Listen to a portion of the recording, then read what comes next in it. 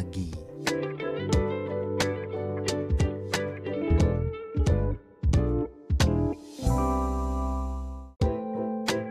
Ma and Dwond Onagi.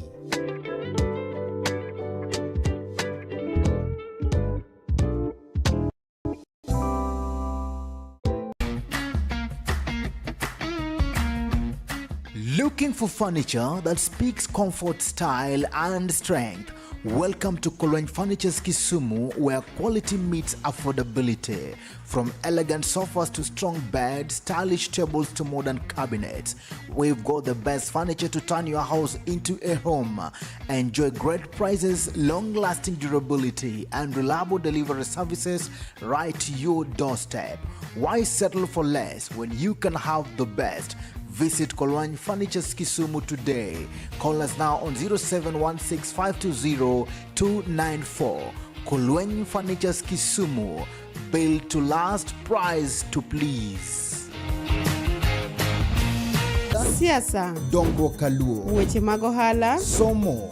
siasa, Dongruok Kaluo. weche mag ohala, Somo. arita kwe, Pur. e kind mamoko. Wayudore e mbui kaka Facebook, TikTok YouTube, kod X at Chuny Onagi TV, Adundo Jaluo. Ma and Dwond Onagi.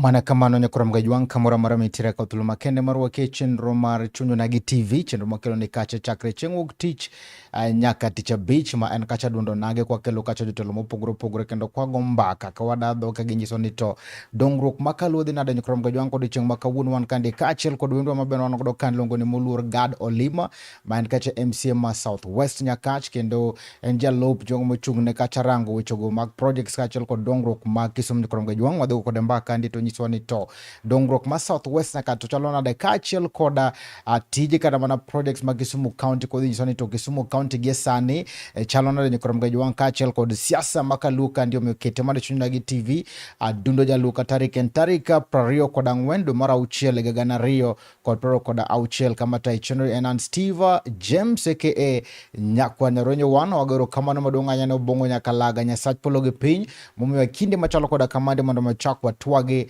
Chuny Onagi TV. Luwe Facebook pages mago Chuny Onagi TV, TikTok Chuny Onagi TV, kati subscribe YouTube channel maroma Chuny Onagi TV. Wachako chenro ni yono machalo koda kamande. Mheshimiwa. Yes.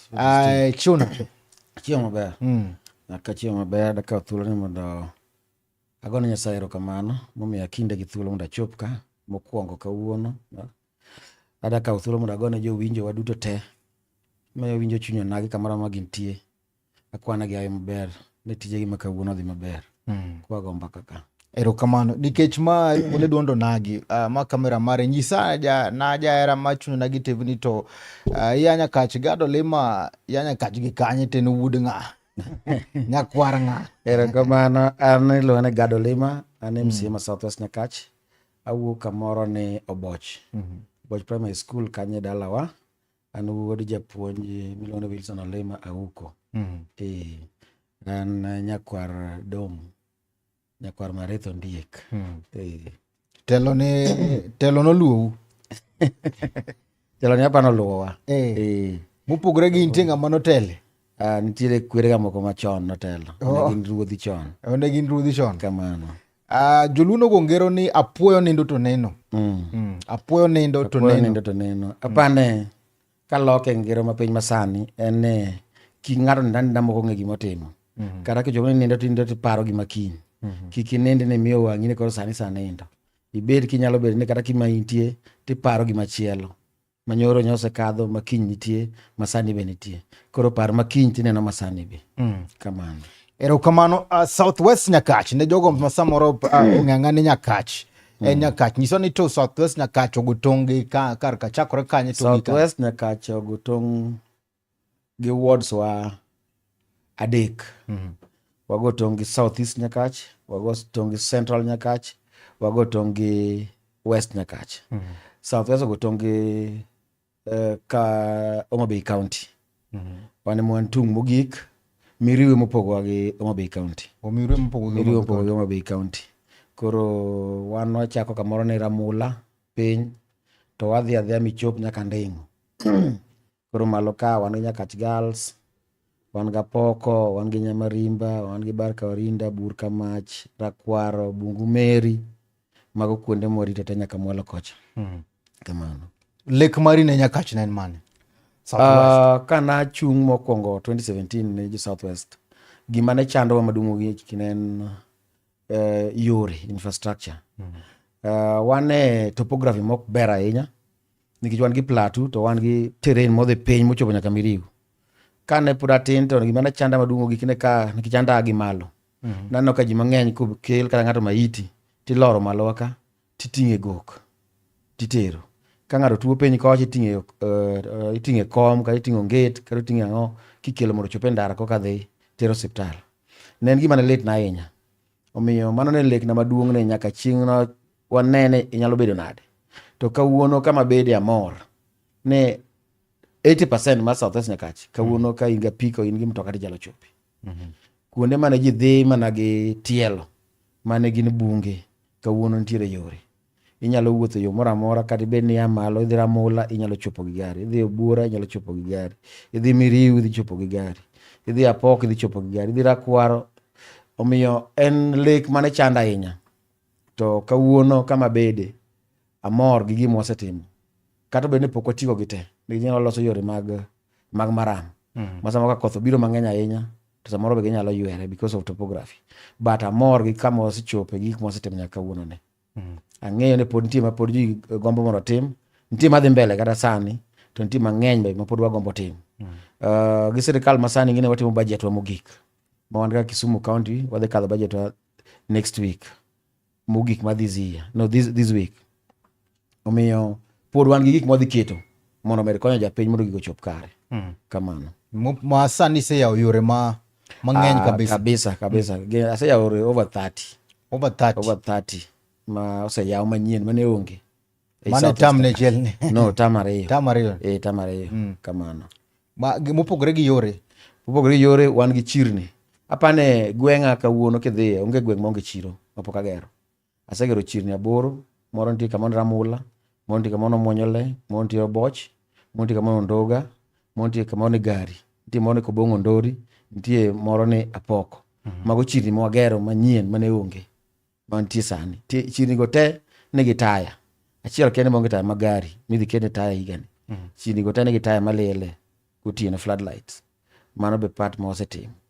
ECDs be wan go mang'eny, nitie moserumo, nitie mar Ramula moserumo, Moboch oserumo, Obuora oserumo, Chachi oserumo, Barka Warinda oserumo, Apoko oserumo.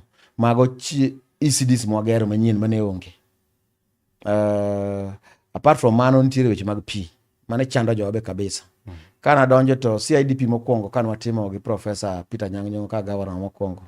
CIDP mokwongo, CIDP 2 mar Kisumu County. Southwest Nyakach was at 18%. 18% man joma ne nyalo yudo pi maler. Kawuono apane we are at 64%. Through partnership nwa tudore gi Living Water. Mona sign contract ma 10 years. Mancho rumo marumo higane. Eskunde ga tema Southwest Nyakach. Wakunyo pi in almost all the schools. Mobedo solarized, most of them. Makawuono pi ma kidhi Ramula nitiere pi, kidhi Nyalng'anya nitiere pi, kidhi Oboch nitiere pi, kidhi Nyakach Mix nitiere pi, kidhi chach nitiere pi, kidhi Othith nitiere pi, idhi Achingure nitiere pi, idhi Barakaunda nitiere pi, kidhi Obuora nitiere pi. Mago pige mokony just this term mwatiyogo ni through partnership manotimo. Omiyo wach mar pi mana chando mine mana yudo ka mama nyalo wuok gokinyi mondo sa 10 otieno mondo odhi otuom pi miriu. Sani koro watieko. At least sani ka ng'ato nyalo wuotho mabor to 1 kilometer ng'at modhi mabor ahinya to access pi. Because we found in schools most of the time gi connect ji mang'eny. Koro I decided mondo atim gi school. We had an agreement odhi timo gi nyaka kanisni mamoko. But koro time nyo ng'adowa ma jo living water koro they are like packing go giwuok. But amor gi gima gitimo gi gima partnership mwatimo. Apart from that one gi pipeline extension mar piwa mar pipe ma wuok Sondu. Kawuono kidhi Ramolo yudo pigno, kidhi Miriu yudo pigno, kidhi Chaji kuonde go ne onge pigno before. But through the resources moyudo matin gi wasetimo pipeline simo pigi koro chopo ne jowa. Kamano. Ma weche go tenore kachiel kod somo in terms of bursary allocations by bursary wasebedo kwa chiwo for nyaka ncha bed MCA. Kawuono an gi nyithindo 80 mwasemiyo full scholarship from form 1 to form 4. Mogik nywa chiwo sani grade 10 gi nywa miyo nyithindo 10 kendo. Mago nyithindo mosomo nono from form 1 to form 4 from 2017 nyaka sani.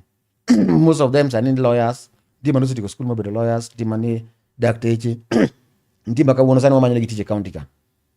But through that support mano mar scholarship gitimo mano. Bursary wachiwo makata this time round wachiwo nyithindo 1,200 mwamiyo bursary in our schools, grade 10, form 3, form 4 gi colleges. Nyowachiwo 1,200 students manyodo bursary. Omiyo en gima support mosebedo katimo mondo jowa bedo thuolo mar the school. Apane janyuol moro amora gima duong' mogik kara pesa ma ng'ato nyalo donjo e ode kaka janyuol kara family en pesa mobiro kaka bursary.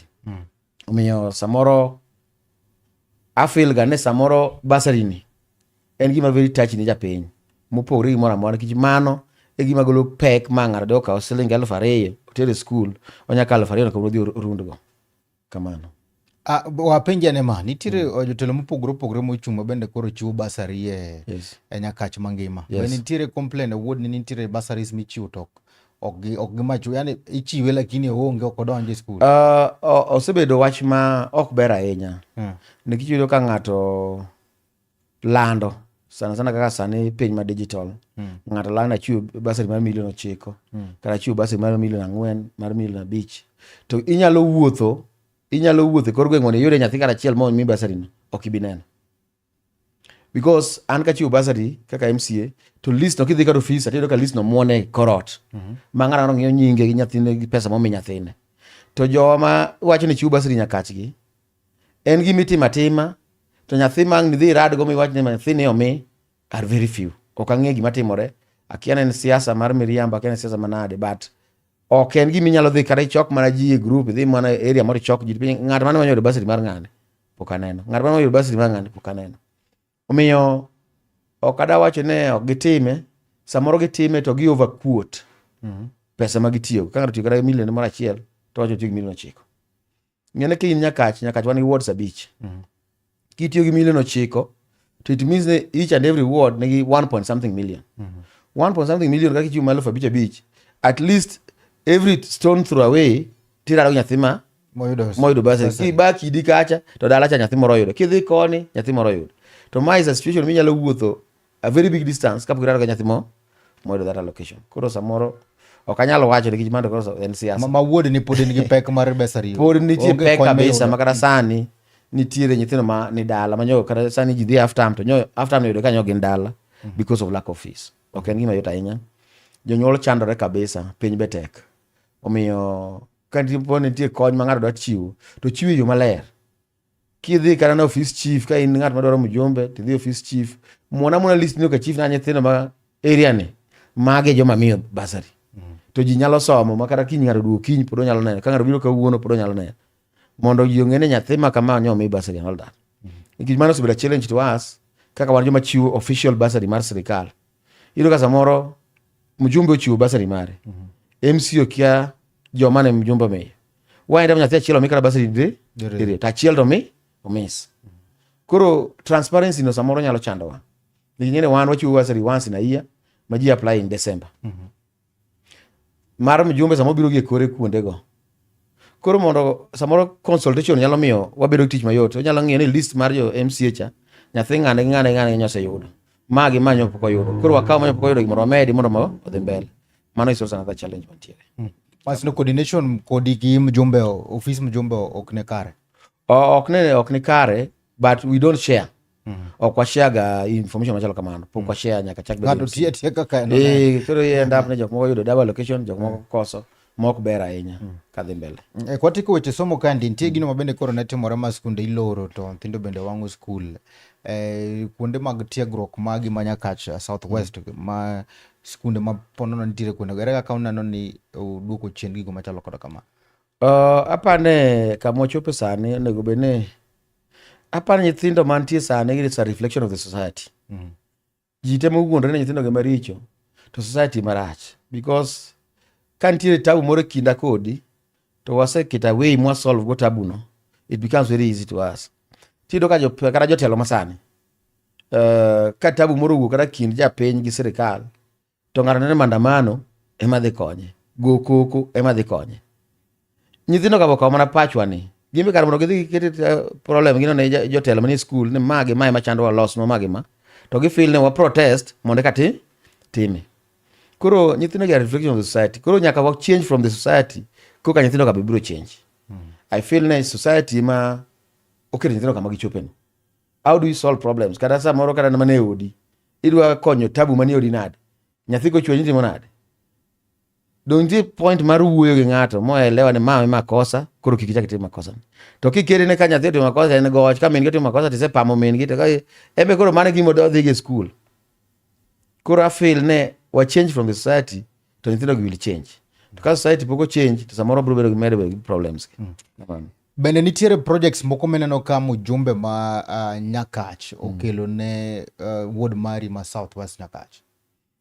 Nitiere projects motimo gi CDF schools, sana schools, anya wacho mana schools.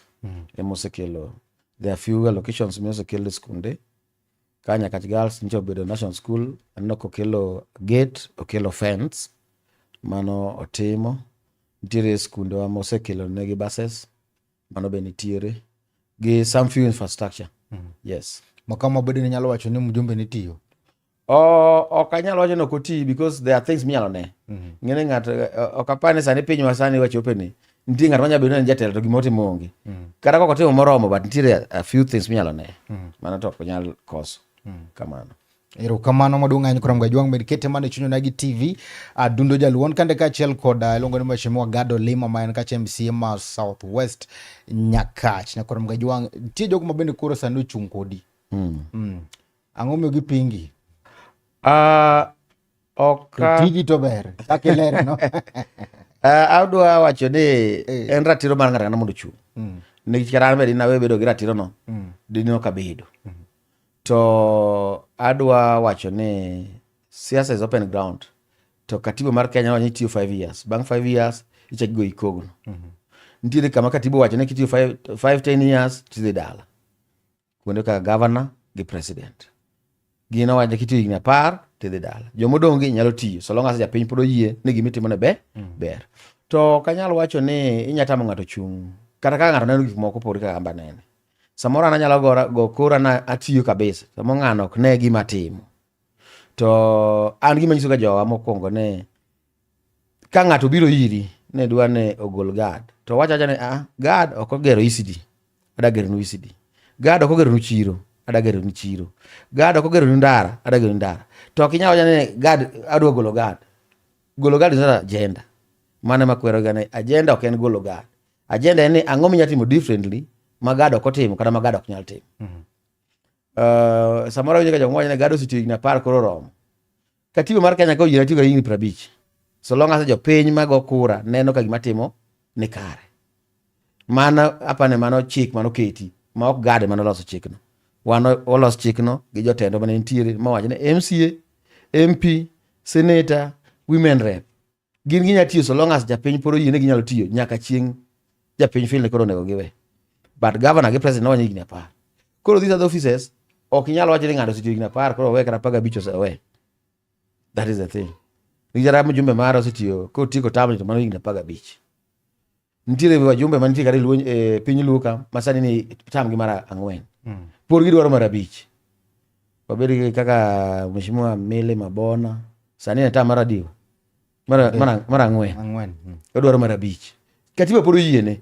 Wan gi Mheshimiwa Koyo osetiyo ne mara 3. Odwaro mara 4. Katiba pod oyiene. Ok nyadhi kone isedhi 15 koro we. Because katiba oyiene mar dhi mbele kaka onego odhi. Mane omiyo ananyiso jogane okigni mwasetiyo. En gima wasetimo. Ang'o masetimo ma kawuono king'iyo to nyawanya gad ok otimo ma adhi time differently. To wachne higni 10 ng'eny is not an issue. Nikech mano to katiba emotamore. Katiba moyiene gad nyalo tiyo higni 20, 30, 40 and all that. 2027 idhi edebe? 27 antie. Adhi offer myself kendo ne jo Southwest Nyakach mondo gigoya kogno kanyalo medo tiyo ne kaka setiyo negi. Kamano. Idwa mana doke ang'o ma kodwa idho malo? Apa ne siasa guys about strategy gi planning. Ntie a lot of strategy, a lot of planning. Okay na ambition. Ni jara na gombo na gombo kana be president. To kanya chung president kawuono. But ntie gima nyaka ng'e 1 2 mene ka to koro ka dhi yudo. Ka dhi to nyalo gine kama. It's about strategy and planning. Ang'o ma mopogre gik mabende kore setimo lekni momiyo idwa mondo mi jo nyaka Southwest oyiri. Ang'o ma ifel ne poketimo midwa ne timne? Gima chanda maduong' ahinya sani ka we gik mana chanda machalo pi, machalo ndechni, machalo chirni, machalo ECD, mapande koro kwa dhi mbele kata gin gik matin ma wadhi tieko very easily. Nyan gi lek mar sani makara ng'iyo kaka ng'ama osebedo kanyo for like 9 years ka adil gi jogi on a daily basis. And lack of empowerment. Jo po ni chien in terms of empowerment kabisa. Obed youth, obed mine. Ma nyisi kata ipenja chien kacha. Ntie families manyaka kawuono. Nyithindo we school because they cannot afford school fees. Taneno ka the resources mwanyalo create from the county madhie kor gweng. Kwa we be 6 mane watimo ka. Nyalo loko ngima jomoko. Empowerment is my key thing. Nikijiro ka ng'ato mondo kata iri gokinyi e dala ne miya siling 100. Adhi awuogo gi japuonj mondo nyathi odog school. Miya siling 200 adhi awuogo gi japuonj mondo nyathi odog school. That level of poverty pod nitiere kor gwengewa. Omiyo an mane gima chanda ne ere gima onya timo mondo nyithindwa mayudhegi minewa manie kor gwenga obed empowered at least basics mag family ng'ato nyalo timo kata ka koro e luxury. Nyithindo nyalo dhi school, ng'ato nyalo rwako law maber, ng'ato nyalo bedo gi ot.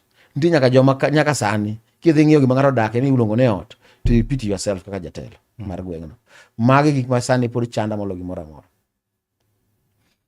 Erokamano maduong' ahinya ka watieko Nyakach ka nyiswa ni to in kaka Gado Lema MCA ma Southwest Nyakach. MP mari ma Nyakach en ng'a? MP na ilo ni Mheshimiwa Duma Awuor. Mi support 2027. Duma dwaro governor. To ano ka support a governor. Ana support Professor Senator Tom Ojienda for governor ma Kisumu County. Yes. Nango? Ata mong'iyo gima governor ne timo gi the quality of leadership mar governor. I feel the professor is advantaged molo Mheshimiwa Duma. In terms of connectivity mare within the county. Ngene Senator kana obiro to no wacho no chako gi county. Ngene kana ko chako gi county, it means nen gi pillars in all the sub counties. Kubiro mokwongo as a senator. 2, I always believe ne komar governor ni orwa a lot of insights from the senate. Yudo ka ng'at mose be senate understand so many queries matimore county than ng'at manie bunge. Kata ng'at mawuok from oko. King'iyo kata kaka senate operate, it's like they are running the counties. Kiyudo kata questions, kiyudo kata governor before the senate, kata kiyudo penjo mipenje, I feel ne joka they understand more of what is happening in the county than anybody else around the space mar obedo governor. Omiyo ng'at mose bedo senator nega a lot of intelligence or information about county than anybody outside that position. Mane omiyo I feel ne ng'ato ka biro bedo governor to from senate en gi so much more understand monyalo timo differently from learning from other counties. Ngene as a senator you learn from other counties. Ingene ka in senate kacha query mane ma jo Kisii nego, query mane Wajir nego, query mane jo Bungoma nego. Then you translate that to your position. Kind pesa malal in terms of revenue collection. Ingene how best do Murang'a do it ma jo Kisumu ok tim. ere ka jo-Kiambu choko pesa mang'eny ma jo-Kakamega ok choki. You have all those facts nikech ikielogi through the auditor and you are the one to synthesize all those information. Omiyo I feel that is one of the ways minyalo land go out to run a county. Nyiswa e position ma senator ma Professor Tom Ojienda kaka osemulo Southwest Nyakach. Apane as a senator, one, adachako ni Senate onge allocation mara empowerment kata matimo mara. Then two, Professor Tom Ojienda as a senator, Southwest Nyakach kamae, ose empower women. And you want a white envelope, osito Southwest Nyakach. Women groups. Sane nyawacho ni we are around pesa ma mosetero ne women group ma ne Southwest around 600,000. One gi group mone go geta, no tero 50,000, chakotero 100,000. Ntie group mone together we can, jotero 100,000. Ntie group mone ABC Church, jotero 50,000. And gik mosetimo differently ne jogo. Though poko chopo ne jite, but osetimo independently from his pocket. Mose chopo ne jopiny ma Southwest Nyakach. Amana gipenja achiel kae to waloko tanga. Ni wacho kacha ni MP mari Mheshimiwa Adumo Wuoro osekolo ne kacha projects achiel ariyo adek. Kendo wacho ni osetiyo en gik mabende uneno. To wacho ni Professor Tom Ojienda nigi connection. MP mari bende wano kodhe loka kocha mar manyo connections. Iwacho nang'o? Ok ang'eye ne connection mano manyo ne matimo ang'ono because pok waneno gima oduogo go. Pok waneno gima wacho nya adhi loka, aduogo gima, kara nyomiya ma, kara mae manya adhi omo. Kuro kanyalo wuoyo on that. Nyaka nyo dhi moduogi onge gima seneno mopogore gima nyo nitie. Pok oluongo? Ok oluongo ga. What do you mean ok oluongo ga? Nasebedo MCA for the last 9 years. Pok arado gi MP na MP oluongo wane wadhi go kata mbaka. Kaka MCAs? Kaka MCAs podi. Otema twagi go kako timo no. Wando wa meet regularly kaka MCAs. We meet like twice a week. Mane feel ni mano bende nyalo dongruok magu. Yes, mane mami wacho that relationship.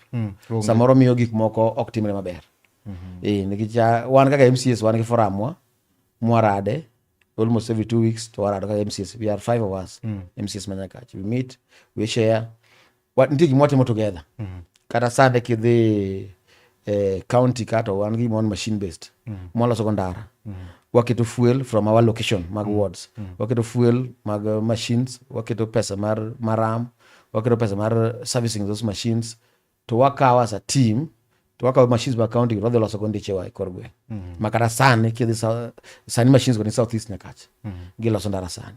Nyogi in Southwest Nyakach, sane in Southeast, then gidhi North. Kwa gidugo Southwest kendo.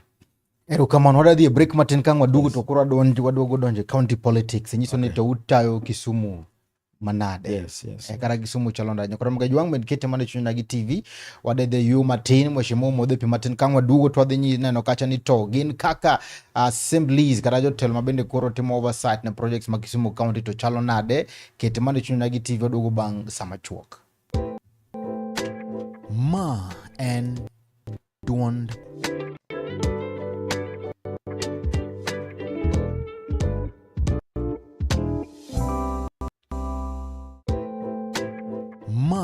and duond onagi.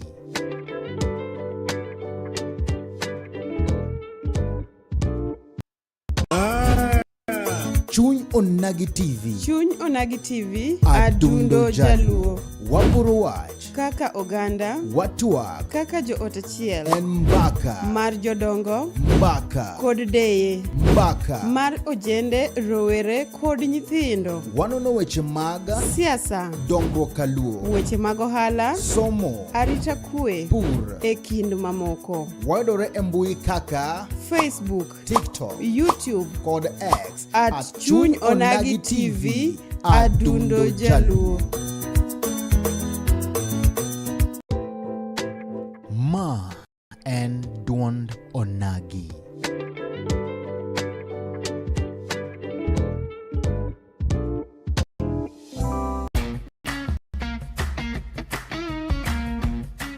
Looking for furniture that speaks comfort, style, and strength? Welcome to Kolweny Furniture's Kisumu, where quality meets affordability. From elegant sofas to strong beds, stylish tables to modern cabinets, we've got the best furniture to turn your house into a home. Enjoy great prices, long-lasting durability, and reliable delivery services right to your doorstep. Why settle for less when you can have the best? Visit Kolwany Furnitures Kisumu today. Call us now on 0716 520 294. Kolwany Furnitures Kisumu. Built to last, price to please.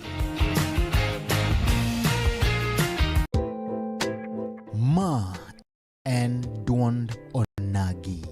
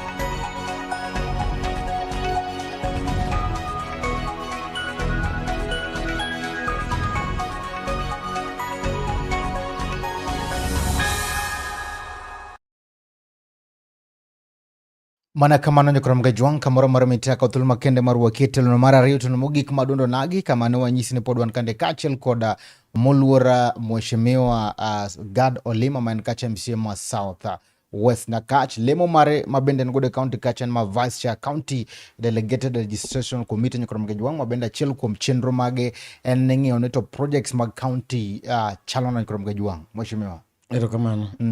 Ada wacho ne county ma Kisumu gisani okada wacho ni wasedhi maber ahinya.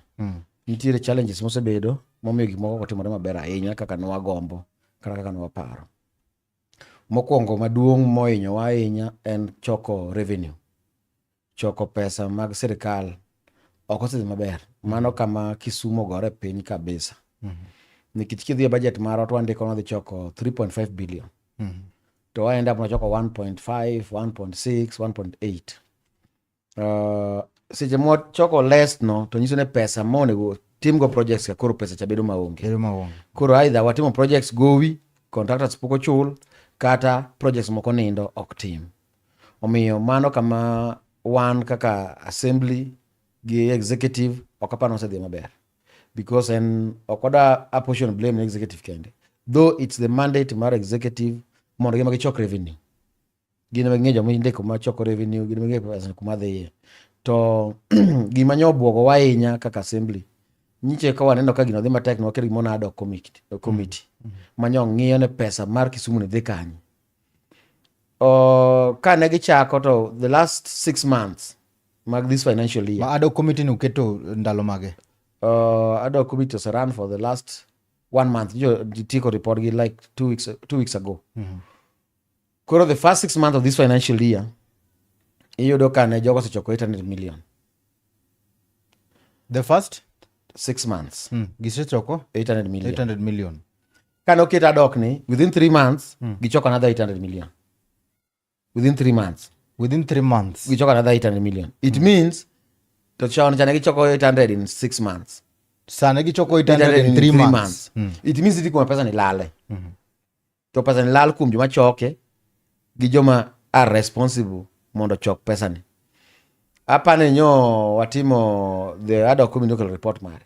Mandi officers manyo wacho ne mago nyaka dhi dala. Nyaka gi show cost kuma pesa go dhiye. Is a list of officers around 30 something. Manyo oyud ka nigi pilferage ma kwalo pesa ni. Ada wacho ne gi kwalo pesa ni. Because kanyo tem loro gigo matin to pesa koro donjo. It means nen kama wasedhi marach kabisa.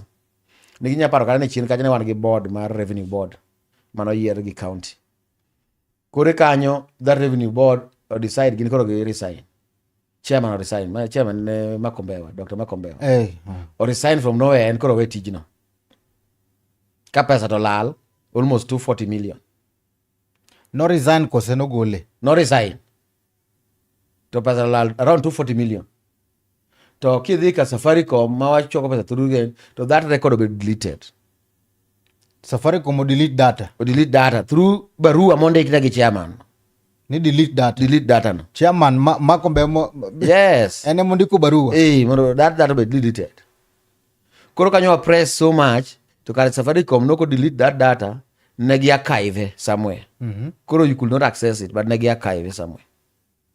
Koro Safaricom odhi ogolo no. Yes. Koro pesa go ema we are claiming ema ko pesa mola. 240 million. Yes, and it's more than that. It's more than that. Kama waluse pesa mang'eny ahinya gin jo planning and approvals gi jo lands. Jo matimo planning approvals mag ute migero gi. Iyudo ka ng'ato under quote. Jok ma chulo pesa direct. Koro ami license mar kata mar gero cho tida gero gorofa. Pesa modong no kawo so ang'o? Koro county license read ni omi license mar gero cho. Ka biro ka sani. Dong inyalo nyisa license mari. An asechulo 10,000. While donego ichulo 50. Onengo ben chulo 50. Donego ichulo 50. Koro 30 chalal ka. Koro ng'ato osekawo 20 mondo so fukune to in koro ichulo 10 county 20 koro save. Mane the way mwase lose go. Kada yudo ka ng'ato nigi petrol station mar pampa par. Tido ko chulo bech pampa diwa. Pampa chiel. Dong ja revenue ko ngano an gi license manie korot ni ma license. While kamone we chulo pampa par, o chulo pampa di. Achiel. Aya ng'ato mi license e chuny town ka mar wala mani town. Ng'eni kaka ichajo ng'at mani apoko nyaka dala oboch. Duka moboch nitie gi beche. To duka mani chuny town ka ne ang'o? Nigi beche. Tido ka ng'ato mi license moboch chamo mi ng'at mani town. Koro jogi ko liudo nyisi ni mari ni 900,000. But koro mia 50 a cham to chul 5 ne county. Koro save 45. Iyudo ka yot ne jo ala gitimo piyo piyo. Koro pes county lal through that. Koro mano kama county ma Kisumu osedhi marach kabisa. Kabisa. Na kijang'eyo ne kaka Professor Nyang' Nyong'o dhi wuok. The whole mother way mar pending bill is so huge. Magara governor madhi biro next, it will take him time mondo recover from that pending bill. Because one wago budget gi 3.5 billion. Wachoko 1.5 or 2 billion at most. You know every year wawe a whole of 1.5 billion. Koro deficit ma 1.5 billion. Yes. And no dong projects koso dong salaries. Odong projects. Salary jikaote. Salary to kudo. Salary ngani. Onga masala ni nene indo. Geche ma county go throughout. Fuel gi modho. Operation and maintenance mago dhi mbele. Jinyo kalam, jinyo buge, jinyo ang'o. Fuel yole geche go. Koro joma gima inyore en development. Contractor modhi ogero ndaracha. Ema koro ok chul. Ng'at modhi ogero ECD cha. Ema koro ok chul. Mana mimi projects ma Kisumu. Most of them, kupo dona funded projects which chuny town ka. Mani kor gwenka, most of them are not being paid. Emi kata contractors tine wenya katijego. Inyaka lando project ma adwa na ger this ECD. To ngat ma apply no adwa ger ECD kata chilongi. Because give feel of the chologi. Mwisi ni contractors yuwak. Contractors yuwak kabisa. Yuwak kabisa Kisumu County ka. Wana penji, bendu sebedo gi governor ma upimo neni mae gima dhi mbele kandi to benitiri action mosekao. Apane reports ma wachopo ne kendo sama mwatimo gigi kata wacho sani ma wacho ma jo adok no when we chope desk mare for actions. And you see governor is the head of the county. Kane yero no kwa yero minister, no kwa yero chief officer, no kwa yero ja revenue officer, no kwa yero jo madhi choko revenue. No yero governor gi deputy. Gine mono anything matimore below them gine magin answerable. The buck stops with them. To kendo ka gitimore it's almost every year to action ma governor timo onge, then it may be accomplished. Onya bedo part and parcel of the process mar kwalo pesa. Because how do you say ne chairman mar board or resign to there's a claim of a lost funds to action misetimo onge. To mheshimiwa Dongune musiko kulando ni Kisumu en Europe. Kisumu dhi maber. Kisumu en Europe jana apano wachi Mutai Kagwe. To apano wachi chuny town ka. Tinge chuny town ka ang'o matimore. Sani ka uchopo godhiambo to muindo ka guok gi nyathine ywaye kabro. To kidhi koroko cha be chalo be ineno kata kabro kata chiel. Koro Kisumu Europe no oger gi pesa moa Europe. En donor funds ema tiyo Kisumu ka. Wuok wei sang'o gin go itimo gi pesa mok mar jo Kisumu County ka. To pesa wa mar allocation mara ma maybe CRF account, County Revenue Fund account moa national government ok chope ground. Because ka sani we are around 6 point something billion. Around 7 billion from the national government mabiro no for develop mabiro ne Kisumu County in terms of salaries and operations wachamete 7 billion. mano is the Salary salaries 1.5 billion muchoko. Money is around 8.5. koro deficit budget wako around 13 billion because one around 2-3 Salary chamo 7 billion. around 7 billion. Kisumu County. Kisumu County, what more salary? Around 600 million per month. Around 600 million per month. Onongobedi kamano. Onegoberi kamano.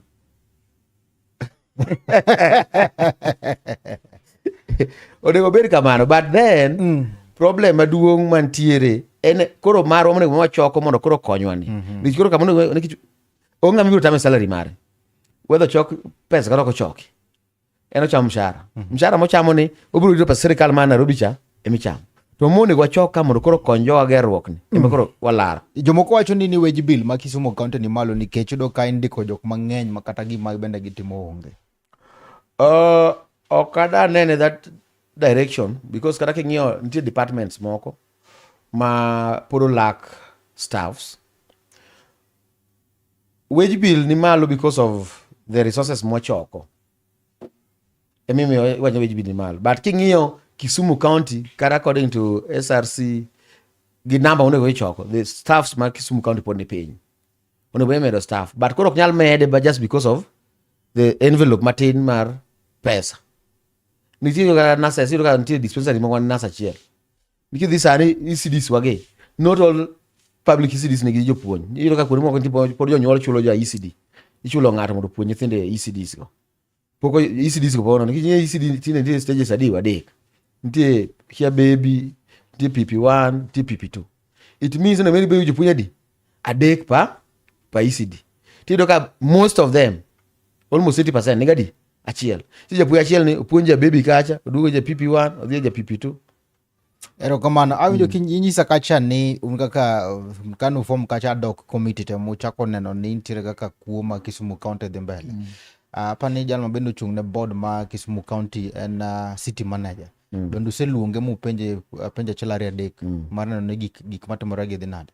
Was Nose Luonge is one of the officers monego bene riembo. According to the report mar ad hoc. And one of the officers monego bene governor riembo. Koro we are waiting for him to Mause act. table mana. Man was a table mose kadho. Mwari mana governor to act. If he doesn't act, then it's a part of the part of the problem. Mano report maro ma city manager ma Kisumu County onego bene riembo. On allegations mag kuo mag pesa mag revenue. To kanu luonge duoko mare ne chal nade ngomo Duoko notame momiyo koro wawacho ne is accomplished. Yudo ka inge sports ground. Sports ground ja ok nyal kawo ni miyo ng'ato achiel ne chulo 100,000 in a year. To ng'ato kotimo function achiel kae chulo 5 million, 4 million. Koro no kawo miyo ng'ato to ng'ato chulo kia 100,000 in a year. To ng'ano each and every day pane choko pesa di sports ground kacha. ma ene moran ng'at momi sports ground maran En ma koro run sports ground. On behalf of the county. Events Event go go kanya ne mochoko. ene michule. Yes. As if ne wano kwa timo mana za county. So many other things. Billboards ok chul. Billboards ok chul. Approvals mag gik mi igero kuonde gi ok chul. And the revenue mar Kisumu County no apportion allocation mar city to the city manager mondo run the collection mag pesa. Koro pesa lala town ka so much. Ponono ni governor ko kawo chik Yes. ma ogole apis. Ang'o modho timo next? Mokwongo wadhi kelo wach impeachment.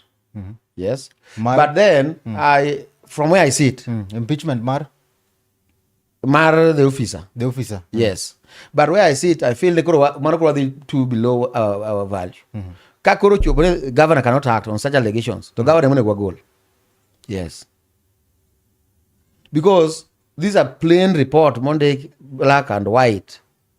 Is the actions to be taken. Wasn't all those actions to be taken? 240 million olal. Mugole Mano matin, mano matin. Yes. Mato koro matin batun gi evidence mato. Yes. Says resign. Yes. Action mane mukao. The other pesa no. Binti action mukao marne no net pesa kodo. Market Commission must be the governor. Mondo act on with all report for each and every department and who is responsible. One day ko kidhi lands one day ngane are responsible. mae ng'ama undervalue license, mae ng'ama timo approvals ma illegal, mae matimo gima kama. Wandiko ne with each and every allegation go fees amazing involved. Nan gi iluongo ni Dr. Kennedy Hongo, mane Yes. en former public works gi chief of staff ma ndalo marango, manowacho ni noyudo kacha plots more than 130 manoduoko ochiwo ne governor Yes. title deeds. Yes. Mano seluwo. Mago are part of the issues more follow through a committee maro ma lands. Ntiere plots mang'eny mag Kisumu County ka ma ji okawo. So many of them ma ji okawo illegally. Nitie jok mane okawo ute mabe part of it the city manager is involved. Okawo ot kaka koro mati miyi ti iwacho ni dake. Sami dake odni wan kaka county assembly through finance bill mwatimo every year. Wacho ne ot ma ka iluongo ni Mountain View ka ot Omboya. You said. Kibiro you said ka in gi 2 bedroom mar county onego chulo 8,000 ka 10,000. Iyudo kichulo wa 1,000. Yes. Kidhi Kaloleni, dhi Kibuye. 1,000. Yes, ng'ato chulo 1,000. Ng'ato chulo 1,000 to dak Milimani. E own compound. To chulo 1,000. 1,000 emo chulo. To kiyudo ng'ama ndiki nyingino, en jaduong' ma yotie council igni 30 mano tho chon. Ema nyinge pod nitiere gino kanyo. To wan kaka county assembly we approve every financial year, finance bill mar wacho niya, every year i renew gi 1,000. Sami renew no itiyo gi the rate mwa approve. Tido ka ng'ato dhi Milimani to ka ot my own compound to dhi omuko nyaka witado mogero odon manyien. Koro en ma pod odayo county. Owacho ne odni natiyo gi 10 million mondo renovate. Koro ng'ada uru 1,000 every month nyaka chieng 10 million a room. Mago gik matimore county. Dhi mbele ka. Ng'ato ka ot renovate gi pesa ne. Ase no wacho no chulo 1,000 rent. Koro ni ng'ade 1,000 nyaka chieng otiek pesa mano ogine gocha. To seche go officers engineers ma county mo approve ne that renovation. Motimo ne quotation. Ne mo timo renovation mi gol tado ni mi gol rangi mi lost style mi timo ngoyo ot mutini biro cost this 5 million. 5 million kare koro time gi pesa ni then koro ibiro county biro ng'adi. Spaces ma koro ket mag ji use gi nyiso to chalo nade? Spaces ma ji use kaka sani county do pesa na yo makare. Okay, pesa ma ji do e yo makare because Containers containers inya paro ne there was a plan mar relocating Gada stage to Nyamasari. Mano seger. I was surprised committee mar budget kanyo watimo budget committee mar budget ka the city manager okela request of 60 million. No ami 60 million they renovate go Nyamasari. While gino no si rumo magi weyo ma ji odhi okwalo gika temo bedo vandalized. Mabe wapane is gimo mare ji ne timo mondo okaw pesa ni. Ne koro miye 60 million mondo odhi renovate go gigo kendo mondo ter ji kuno. While gino si rumo tieki to gidagi tero ji kuno. Tegi miteno wanyo ne onyalo bedo stage managed. Ne stage managed. Muguru mondo akaw pesa. Muguru gini mondo agol pesa ochoko lose go kendo. Hey. Because ka gimoro si rumo motieki and you saw them mo wichi rangi and everything. Why was it not necessary then mondo kaw ji oter kanyo chakuso kanyo? Cause bedo vandalized tija kidu kwa pesa budget ne meya uru pesa adhi atim kang'o? Adhi renovate go gino. How? Renovate gimokti. Koro one from the position of the budget committee nyo anyise kaw jogi ter kuno kaka gino chalno. Ng'ama dwaro no ti kaka gino chalno. Ka drisa ng'aro ke drisa ne. Udage ukaw proof pesa. Kwa approve pesa. Yes, mano kuo. Literally mano ng'ama dwaro kwalo pesa bar county. Stage of clear Kisumu County. Stage of clear is a very big problem. Obed floodlights, obed street lights. So upon servicing is a problem because of mismanagement. Same thing. Matemore kuendego. Nikisama nigi floodlight nigi lifespan mare. To ne weko chobo lifespan into local bulbs. Most of them bulbs are wang and all that. Koro servicing in terms of local gigama. You look at priority magwa pogore gigma are very serious to the common mwananchi. Mok ni ungi go jo KPLC. Go ito nyaka bedi. Okapane biro rumo. To KPLC bok na dak without customers. Donge. Kwa wache koro kwa chol. Gita kete de kanyi. Koro apane okwanyal chope level mane jo Nairobi chopo jo KPLC cha. Dino ka jo Nairobi kane KPLC ng'ado stima to gimbe gidhi olne taka e dhodi. Nikech jo KPLC to gimbe gidwaro ndara. Ndara dong jo kaunti maloso. Gidwaro pi dong jo kaunti machiwo. Dong ka ng'ado stima to wang'ado negi pi. To wadino negi ndara. To wadago chogo garbage from there. But then upon in collaboration, anything government to government should be negotiated. And the work and go this match to obro this match every because the government Kisumu County will be there for the rest of his life. The same to KPLC. Kurapana, if you have a good management, to get it to negotiate. Can't you go we? Or could you believe me at steam? Negotiate my go pu. Wabru chulo kama.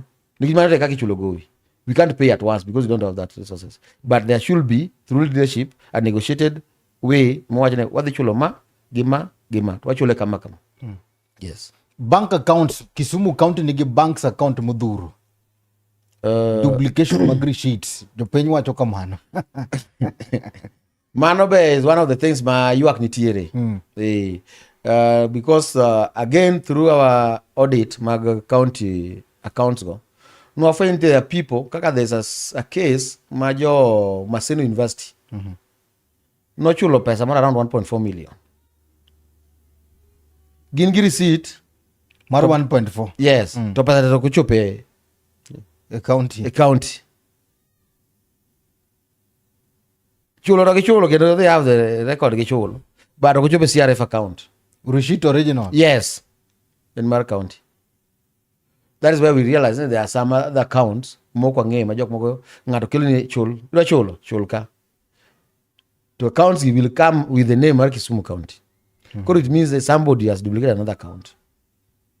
There are things some more at our level gine maro capacity maro okwanyal that deep to understand it. Mana samoro wachane this one would recommend for EACC to follow. This one should be DCI case to follow. Miwa mana nyinga chiel kuom ji 30 mwacho ni koro dhi dala. Bende inyalo nyiso jopiny ni mage ma watimo. Kadwa luongo nying officers matindo. I'm brave enough to call Ng'ato city manager because it's in the public domain. But chief staffs mapiny go, I don't want to call names for now. Masinteka staffs mapiny machoko kama bende. Yes, we recommend nyaka jama wuotho machoko pesa mabiro kuonde gi. So there are some of them mawa involved. Jojuogi gi be kara chame. Nyaka jojuogi be chame ka. Dongino gi bire ground.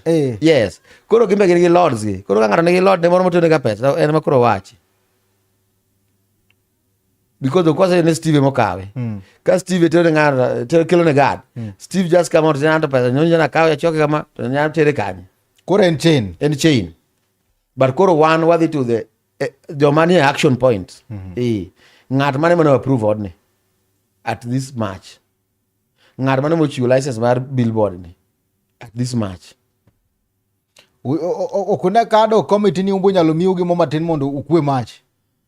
Imiyo gi tich moserumo. Ma report osewuok. Koro gi wach moro koro dhi yal gi mbele kucho. Okno manyu back committee osetieko tije. Okno tem many committee mondo uwuok gini piny. Karaka no manji kose no miyo matin to reject. Okay. Ngene ka ji utiko tich ng'ano dhi ode.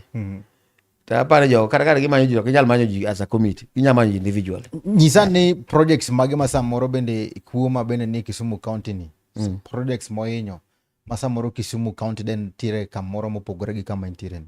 Koro gwenge projects okodhi maber kabisa.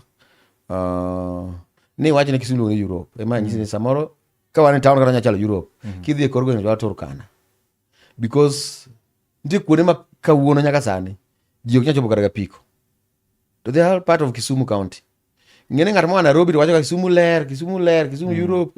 Ng'at ma Nairobi kadho dhi kata Siaya, odhi kata Kure, no biro nindo Nairobi ka 2 days 3 days. Kisumu ber kabisa. To kinyise ne there's a part of Kisumu miluonga ne goda buoro kia Kure, miwani kucho Nyakach, kamoro na Nding'o, Panga, kiani ok inyal believe that is part of Kisumu County. Koro nitie projects mang'eny mohinyore but mostly in the rural wards. Manyiso ni projects ma Kisumu County gik magitimo gin mana sponsored projects. Miwacho ni Europe gito magyar donor funded projects. Yes. But mar CRF ma pesa mar county very very minimal. Mana matimo moko matimo manyisi kaka yawo yore moko ma yawo ka ECD moko magero kan all that. But most of them kidhi kuonde moko yudo ka ginindo ok timgi. Yes. Erokamano maduong' ahinya koro Mgajwang' wan kandi kaachiel kod mheshimiwa mabende loronwa kacha kaka wechego momako Kisumu County kaachiel kod dongruok mag Mgajwang' ma pod wan kode kandi kwatiyo kwada chaka nuoyi kendo mana wach mar gavana gino mabende nyisowa kacha gi kaka koro dhi. Iwacho ni gavana mari ma Kisumu County 2027. Yes. 2027 an kaka gado kothore mosebedo e county ka ng'iyo jomochung' sani madwaro gavana. Afil ne ng'at manyalo konyo Kisumu County en Professor Tom Ojienda. One, I believe his network in terms of litigations and court issues. Because in Kisumu County, there is no single case ma Kisumu County is win against anybody. Tapanen by design. Tero case ni, we lose. Tero ma, we lose. We lose all the cases. And you decree momi jogo mondo chul pesa. Ida Kisumu almost 2 point something billion. Mag court kende. Court dayo Kisumu County. Ne kia ng'ane no riembi odhi court obeda awarded pesa ni. Ng'ane otimo kia no otimo contract ko chul obeda awarded pesa ni. Ng'ane kia no otimo ngo odhi court obeda awarded go. Do you know ne Kisumu County ka ema ng'ato kawo part of government land. Ng'eyo United Mall. Ng'eyo United Mall. Do you know ka gitiki momo ger kanyo kibanda moko magine. Do ng'e mano is a public land. To ng'ano wanyo county ni gope. Odhi kaka kanyo gede. Kendo dongo ji uso kaja. Koto yiene.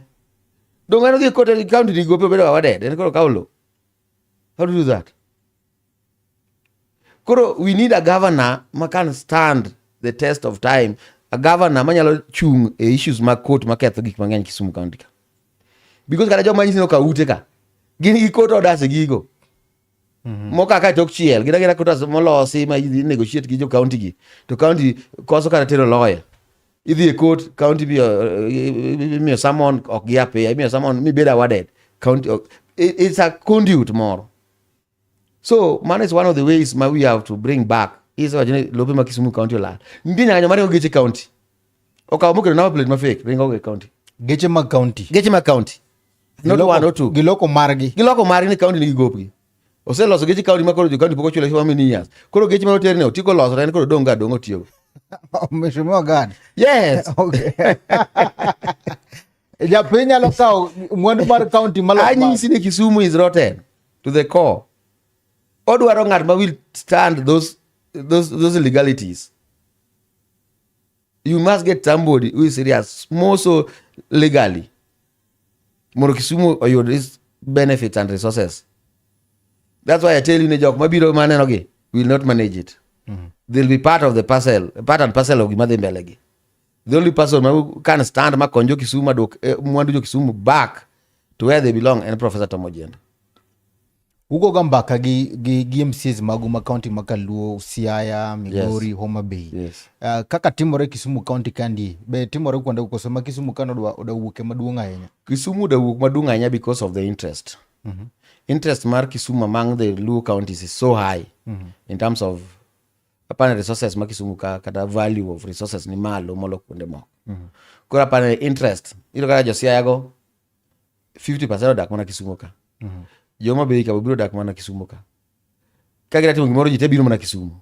Ka jira bedo kara meeting moro mar county mar staffs Kisumu. Kora apana interest ma Kisumu is so high. Mane mo ya feel ne we have people candidates maran for governor. But king'iyo gima wadwaro gi the network mwadwaro mondo ger Kisumu ni.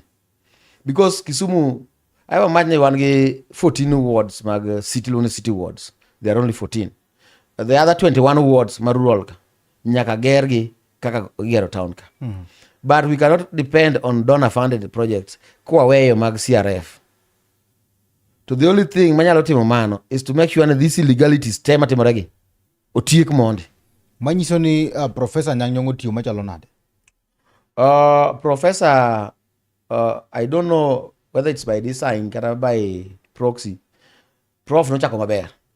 And King year 2017 Prof negi 9-point agenda. Mage manoketo. Today ndiye mapoko mulu nyaka sani. Prof wacho ni tam ne odhi keto light rails e Muhoroni sugar belt. Odhi keto light rails moko ngine. Iseno light rail mora sugar belt ka. There's nothing. Does he try to even doing anything? Onge. Koro apane at some point just disjoint. Oweyo. Koro gik malich en gi county.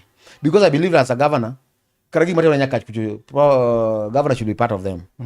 Kwa dagero kada ECD moro, wagero dispensary moro, wala sondoche. The governor should be part of the person ne bwana. Angoma dhi mbele Southwest kacha.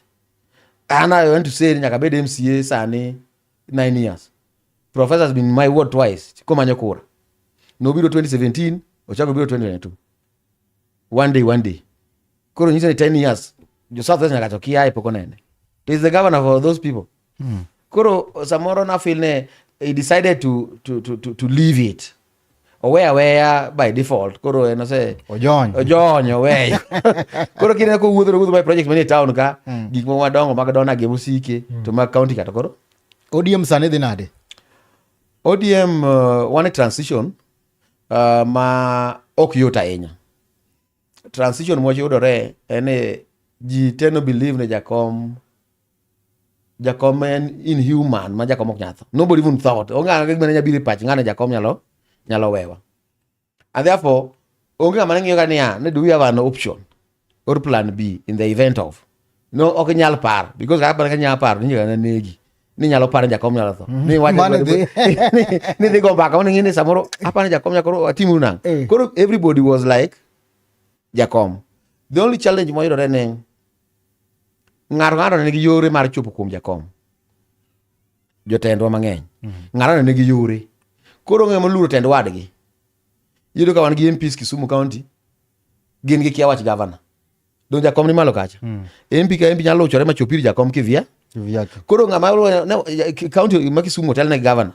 Ne koro wakadhuru wecho wagi through governor koka governor tende jakom. Ne onge gima kamano. To notimore all over these other counties mag Luo Nyanza. Yudo ka mjumbe moro nigi yore mar chopo kuom jakom, moko kadho kuom governor. Okadho kuom kada senator. Yani there was no order into leadership. Jakom kene jatelo. Jomodongi koro jiromre kada loyi kada loya. That is the thing. Koro kwa chopo wayudore ne kwa chopo kanyo. Tapane in the wisdom of the central committee ne gine ng'at ma at least ji nyalo miyo luor matin moromo neno buru. Because embe siasa mare nyaka nobe jatelo. Onge ng'at mose yuarego. And throughout these cadres, onga muguru goes personal in his politics. Kurapane, it was a easy candidate to be our party leader. Nikichen ki the yani ngat ma ngamo se nyono tiende onge. Koro ji at least nyalo yie korete. These are the leaders ngano nigi yoge ma wasike tembe en gi kohut ne moro en gi. Tapane through Oburu as the party leader and Gladys governor Nyasuna gisetemo. If it was not for the chairperson Gladys Oburu, dikoro wan marach molo kaka wantie sani. Of course ji mang'eny ko believe Gladys is now the party chair. Jok mopugo yie. Because gifeel ne obiro nyoro kia en obiro kia 20 and second the matter time women rep to bedo governor. Jok mo feel wano wibinia gi Jaramogi. Wano chaka gi Jaramogi. Wano chaka gi ng'awa. Koro ng'ani to kadho wanade. To mano is leadership. Inyalo be ni tin tikadho jomadongo.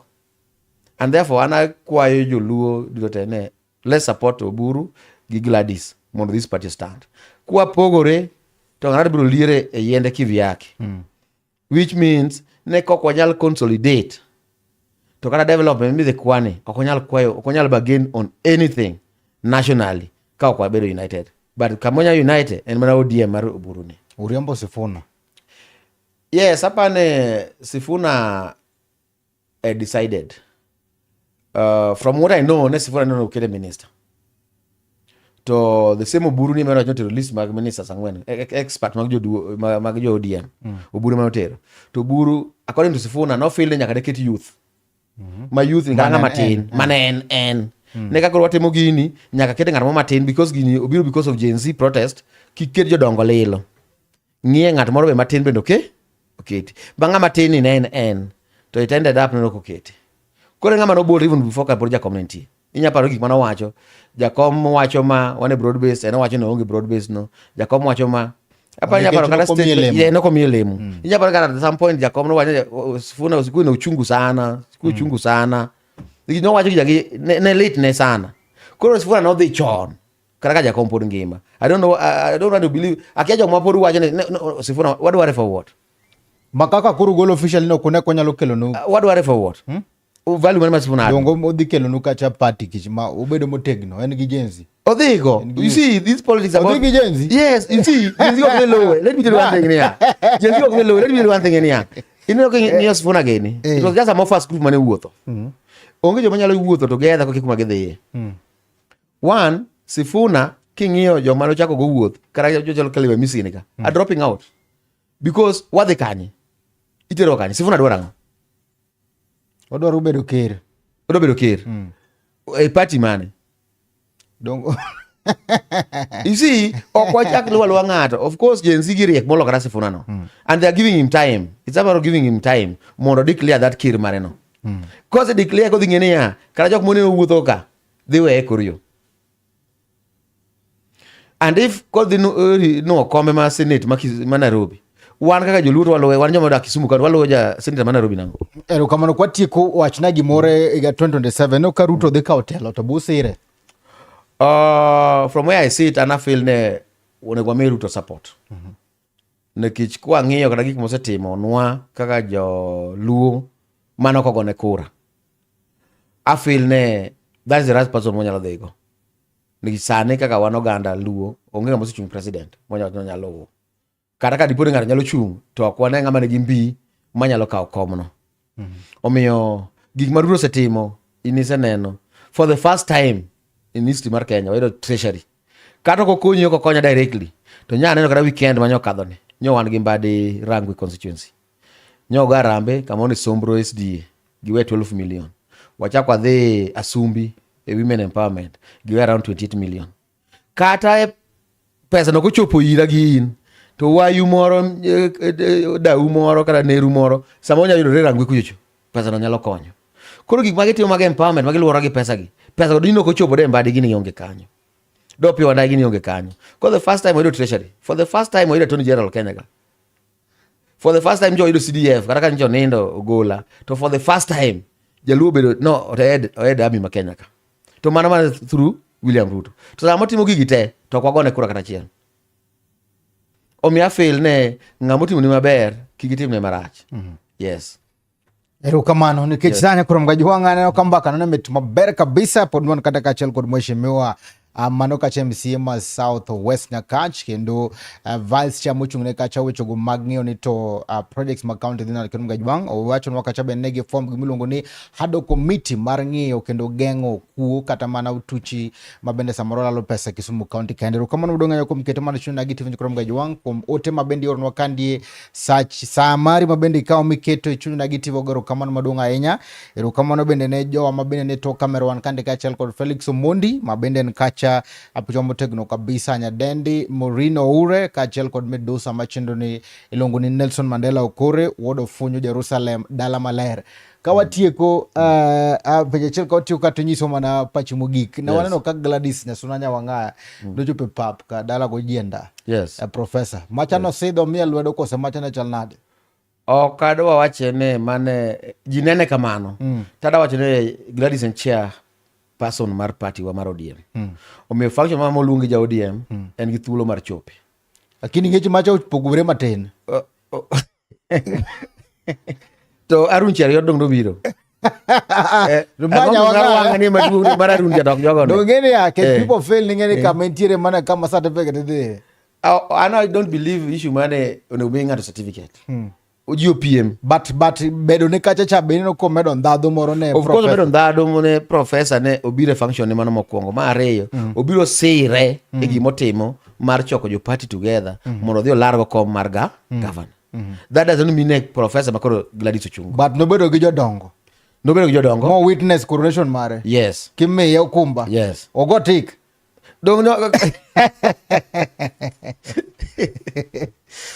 apade kikwari too much nigi manyalo ketho party wadoro jite party ni mana kaka buru wachone ka dipono kinyo yombi kwa piem kodi to kinya yombi tisira lwedo unadhi mbele kiyomba tasiri lwedo. Of course ok en gima yot ahinya ma ji nyalo yie, but for the party to remain strong nyaka make sure ne kaka ng'ato kaka party chair, party leader access each and every candidate to nyiso ne an kodi ka jopiny oyie kodi will move with you going forward. Wachni mogik ma kamera mari ne jopiny. Erokamano adago erokamano Steve ne jo chunyo nagi kuom ya thuolo mar chopo ka. Ok en gima yot mondo ji ma ng'enyo yu thuolo to kumiya thuolo kama dago erokamano. Mar ariyo ago erokamano jo Southwest Nyakach mose miya nying mar mheshimiwa machopo ka. Ang'eyo ne nitie gik mapok watimo mochopo kare, wadhi timo modongo ka Nyasaye oyienwa kendo miyowa ngima. Tada promise gi ne ok abi duoko gi chien, ok abi go gi piny gi thuolo mane gimiya mondo atinegi. Omiyo akwane gi ayi maber kama ma gintie gi gigo ma gitimo, Nyasaye mondo gwedhgi, Nyasaye mondo ritgi. Erokamano modong' ahinya. An kande ka chalo iluongo ni Okinyi Regan, mano Gad 3-2 term. Ko kamano kuom Gajwang' akaw thuolo makende magoni erokamano modong' ahinya kuom keto mana Chuny Onagi TV Adundo Jaluo. Med keto mana Chuny Onagi TV lu chenro mago mag Chuny Onagi TV TikTok, Chuny Onagi TV Facebook page, Chuny Onagi TV kete subscribe e Chuny Onagi TV. Mane ta chenro ni enan Steve James aka Nyakwar Nyaronyo Wan Oritu Masani. Ma en duond Onagi.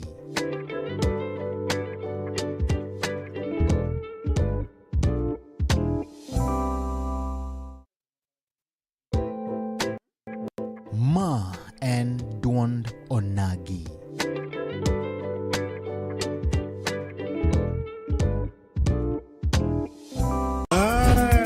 Chuny Onagi TV. Chuny Onagi TV. Adundo Jaluo. Wapuro wach. Kaka oganda. Watu Kaka jo ot achiel. en mbaka. Mar jodongo. Mbaka. Kod deye. Mbaka. Mar ojende, rowere kod nyithindo. Wanono weche mag Siasa. dongruok kaluo. Weche mag ohala. Somo. Arita kwe. Pur. E kind mamoko. Wayudore e mbui kaka Facebook. TikTok, YouTube. kod X At Chuny Onagi TV. Adundo Jaluo.